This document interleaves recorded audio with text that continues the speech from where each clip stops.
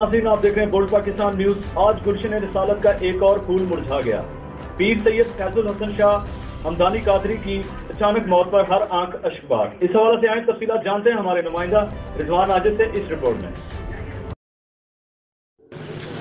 बिछड़ा कुछ इस अदा से कि रुत ही बदल गई, एक शख्स सारे शहर को वीरान कर गया।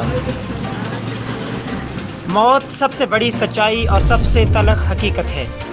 इसके बारे में इंसानी जहन हमेशा से सोचता रहा है, सवाल कायम करता रहा है और इन सवालों के जवाब तलाश करता रहा है। लेकिन ये एक ऐसा मुहिम्मा है जो ना समझ में आता है और ना ही हल होता है। नाजरीन, आज गुलशन रिसालत का एक फूल मुरझा गया। आज शाह हमदान का शहजादा इस फानी दुनिया से कूच कर गया। आज हर आंख हजरत पीर सैयद फैजुल हसन शाह साहब हमदानी कादरी की गैर मतवक्के वफात पर अश्कबार थी।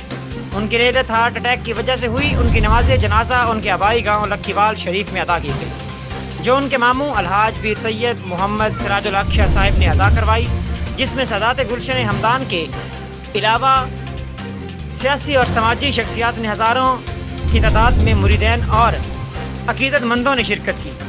आप सैयद मोइनुल हक शाह साहब के बड़े भाई सैयद सैयद रहमान शाह साहब के भतीजे, जबकि सैयद अलहाज मोहम्मद सिराजुल हक शाह साहब के भांजे थे।